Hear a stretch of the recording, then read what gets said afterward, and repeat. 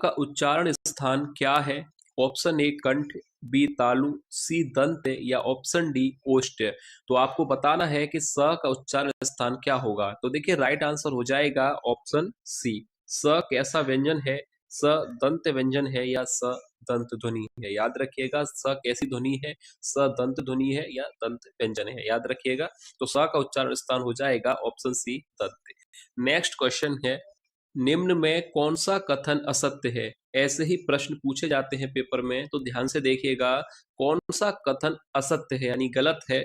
Option A स ऊष्म व्यंजन है, या ऑप्शन बी फ ओष्ठ व्यंजन है, या ऑप्शन सी छ संयुक्त व्यंजन है, या डी त तालव्य व्यंजन है। तो यहाँ पर आपको बताना है कि कौन सा कथन गलत दिया गया है। तो देखिए श ऊष्म व्यंजन है, ये बात सही है।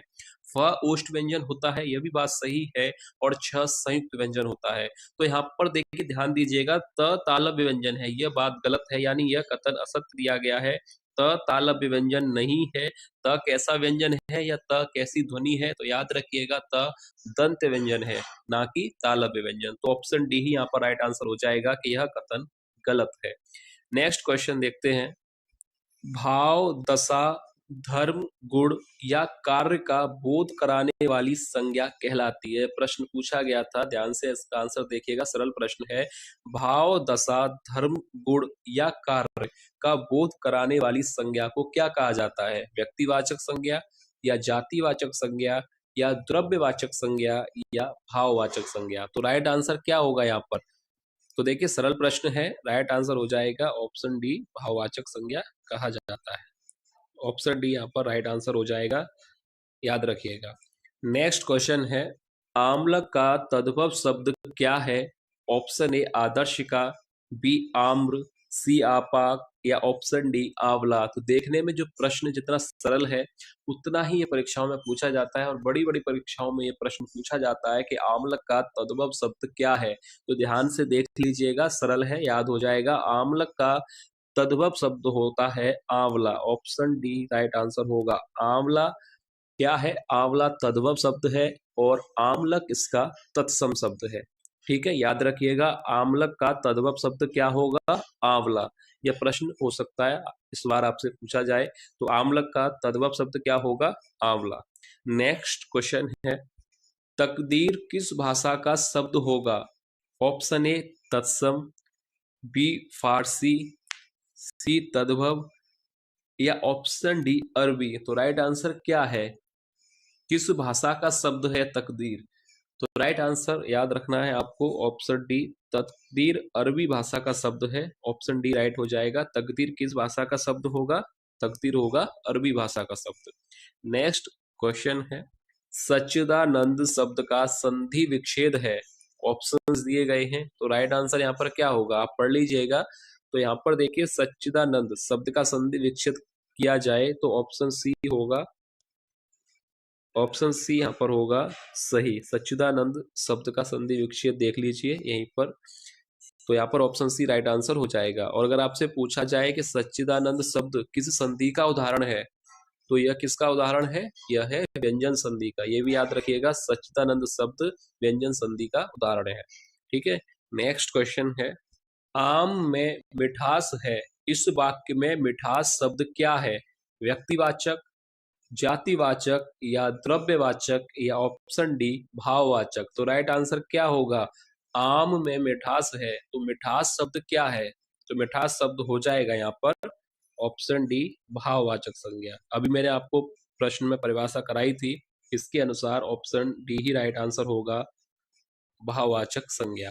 नेक्स्ट क्वेश्चन है, अनिच्छा शब्द का प्रयुक्त उपसर्ग है, यानी आपको इस शब्द में उपसर्ग बताना है कि अनिच्छा शब्द में उपसर्ग कौन सा है। ऑप्शन ए अ, बी अने, सी अन, या डी अन। तो राइट आंसर क्या होगा यहाँ पर? तो देखिए अनिच्छा शब्द में जो उपसर्ग है, तो इसके लिए हम ऐसा करते हैं, संधि विच्छेद करते हैं पहले इसका।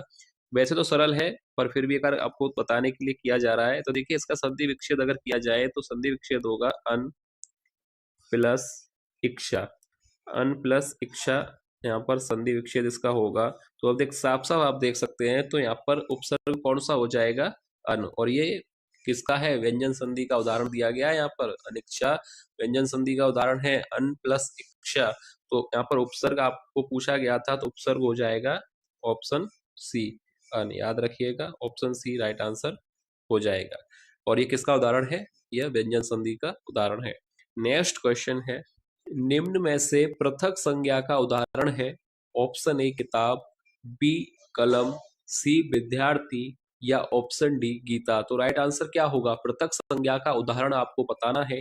तो देखिए राइट आंसर हो जाएगा ऑप्शन डी गीता। गीता यहाँ पर सही क्यों होगा? क्योंकि गीता व्यक्तिवाचक संज्ञा है और किताब, कलम और विद्यार्थी ये तीनों ही जातिवाचक संज्ञा हैं। तो यहाँ पर पृथक संज्ञा आपसे पूछा गया था, प्रश्न समझ में आ गया होगा। किताब, कलम और विद्यार्थी ये तीनों ही जातिवाचक संज्ञा हैं, तो पृथक संज्ञा हो जाएगी यहाँ पर गीता, क्योंकि गीता व्यक्तिवाचक संज्ञा है। ठीक है, क्लियर है आपको? नेक्स्ट क्वेश्चन है, आड़े हाथों लेना मुहावरे का अर्थ है। ऑप्शन ए विपत्ति आना, बी खरी खोटी सुनना नहीं होगा, यहाँ पर सुनाना होगा, खरी खोटी सुनाना, सी कर्तव्य पूरा करना या डी आलोचना करना। तो देखिए आड़े हाथों लेना मुहावरे का अर्थ क्या होगा? तो राइट आंसर ऑप्शन बी ही राइट होगा, खरी खोटी सुनाना। यहाँ पर सही कर लीजिएगा, खरी खोटी सुनाना होगा। खरी खोटी सुनाना यानी आड़े हाथों लेना मुहावरे का अर्थ हो जाएगा। नेक्स्ट क्वेश्चन है, निम्न में समूहवाचक संज्ञा है। तो यहाँ पर सही कर लीजिएगा, समूहवाचक आपसे पूछा गया है कि निम्न में समूहवाचक संज्ञा आपको बताना है। ऑप्शंस दिए गए हैं, गिरोह, बी मंडल, सी दल या ऑप्शन डी यह सभी। ये प्रश्न पूछा गया था, सरल प्रश्न है पर पूछा गया था, समूहवाचक संज्ञा आपको बताना है। तो राइट आंसर है, सरल प्रश्न है, गिरोह समूहवाचक, मंडल दल, यानी ऑप्शन डी राइट हो जाएगा, ये सभी समूहवाचक संज्ञा है। नेक्स्ट क्वेश्चन है, युद्ध की इच्छा रखने वाला वाक्यांश के लिए एक शब्द क्या होगा? ऑप्शन ए मुमुक्षु, बी युयुत्सा या ऑप्शन सी युद्ध प्रेमी या ऑप्शन डी युयुत्सु। तो देखिए यह प्रश्न पूछा जाता है इसलिए लिया गया है, तो ध्यान से इसका आंसर देख लीजिएगा। वैसे ज्यादातर को पता होगा इसका आंसर, फिर भी देख लीजिए। युद्ध की इच्छा रखने वाला वाक्यांश के लिए एक शब्द हो जाएगा यहाँ पर, युद्ध की इच्छा रखने वाला के लिए होता है ऑप्शन डी युयुत्सु। क्या कहा जाएगा? युयुत्सु। याद रखिएगा, ऑप्शन पहले तो यहाँ पर लिख दूं ताकि आपको रहेगा कि ये पेपर में पूछा जा सकता है। इंपोर्टेंट प्रश्न की श्रेणी में आता है कि युद्ध की इच्छा रखने वाला के लिए एक शब्द होगा युयुत्सु। और अगर आपसे यहीं पर पूछा जाए कि युद्ध की इच्छा, सिर्फ इतना ही आपसे पूछा गया है कि युद्ध की इच्छा, अब यहाँ पर वाक्यांश के लिए एक शब्द क्या होगा? तो देखिए युद्ध की इच्छा रखने वाला युयुत्सु और युद्ध की इच्छा कहलाती है युयुत्सा, ऑप्शन बी। ठीक है, क्लियर है आपको? दोनों ही प्रश्न तैयार हो गए। युद्ध की इच्छा रखने वाला के लिए वाक्यांश के लिए एक शब्द होगा युयुत्सु, और युद्ध की इच्छा सिर्फ इतना ही है कि युद्ध की इच्छा वाक्यांश के लिए एक शब्द, तो युद्ध की इच्छा यानी युयुत्सा और युद्ध की इच्छा रखने वाला यानी युयुत्सु। दोनों प्रश्न क्लियर है, इंपोर्टेंट प्रश्न है, पूछा जा सकता है, ध्यान से देख लीजिएगा। नेक्स्ट क्वेश्चन देख लेते हैं, संस्कृति शब्द का विशेषण क्या है? ऑप्शन ए संस्कृत, बी सांस्कृतिक या सी सांस्कृति या ऑप्शन डी सांस्कृतिक।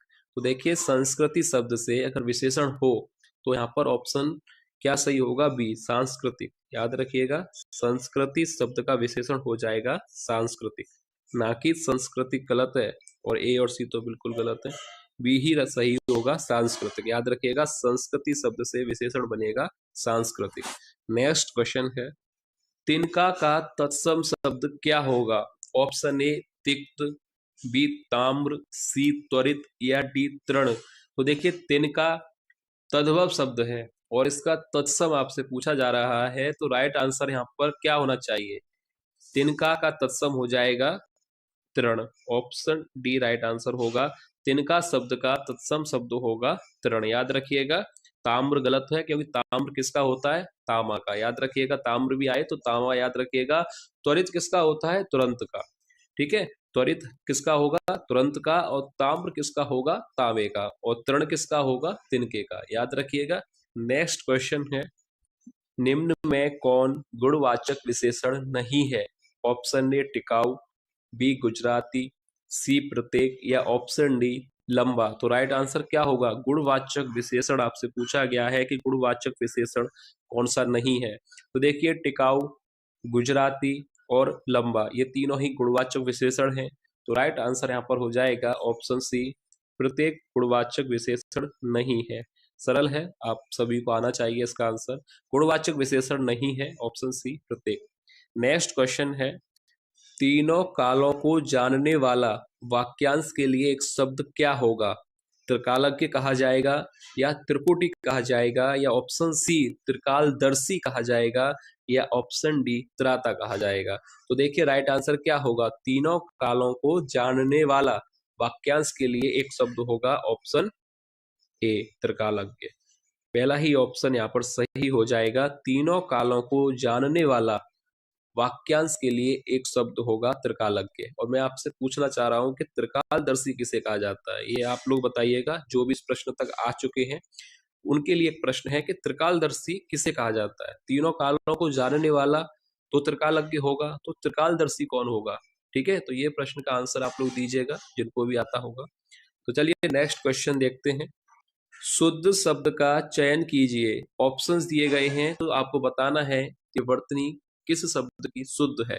तो देखिए डी और बी ये तो गलत है, ठीक है, ये तो आपको भी पता है बी और डी गलत है।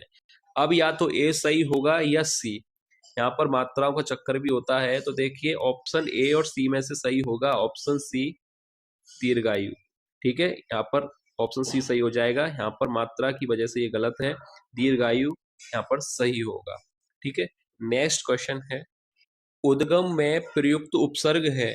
ऑप्शंस दिए गए हैं तो आपको उपसर्ग बताना है। तो देखिए संधि विच्छेद करते हैं, तो उद्गम का अगर संधि विच्छेद किया जाए तो होगा उत प्लस गम। उद्गम का अगर संधि विच्छेद किया जाए तो होगा उत प्लस गम। तो यहाँ पर क्लियरली आप देख सकते हैं कि उपसर्ग हो जाएगा उत। ऑप्शन डी यहाँ पर सही आंसर होगा। उद्गम में प्रयुक्त उपसर्ग क्या होगा? उत। संधि विच्छेद कराया जाए तो ये होगा उत प्लस गम। और अगर आपसे पूछा जाए कि किस संधि का उदाहरण है तो यह व्यंजन संधि का उदाहरण है। क्लियर है? अगला प्रश्न है, पतित का पर्यायवाची शब्द है। ऑप्शन ए अधोगामी, बी कपूत, सी पापी या ऑप्शन डी उन्नत। तो यहाँ पर पर्याय शब्द आपसे पूछा गया है, कौन सा होगा पतित का? तो राइट आंसर होगा ऑप्शन ए अधोगामी। ऑप्शन पहला यहाँ पर सही हो जाएगा। नेक्स्ट क्वेश्चन है, उत्साह किस रस का स्थायी भाव है? ऑप्शन ए रौद्र रस, बी अद्भुत रस, सी वीर रस या डी भीवत्स रस। तो राइट आंसर क्या होगा? उत्साह किस रस का स्थायी भाव होगा? तो ऑप्शन यहाँ पर सही हो जाएगा सी, उत्साह वीर रस का स्थायी भाव होता है। तो ऑप्शन सी ही राइट आंसर हो जाएगा। तो ये था आज की क्लास का अंतिम प्रश्न। उम्मीद है क्लास आपको पसंद आई होगी। और जो भी विद्यार्थी पहली बार क्लास ले रहे थे, चैनल को सब्सक्राइब जरूर कर लें, क्योंकि ऐसे ही प्रश्न चैनल पर डेली कराए जा रहे हैं। तो आप अपनी तैयारी के लिए चैनल से जुड़ सकते हैं। तो चलिए मिलेंगे नेक्स्ट क्लास में ऐसे ही और महत्वपूर्ण प्रश्नों के साथ। तब तक के लिए धन्यवाद।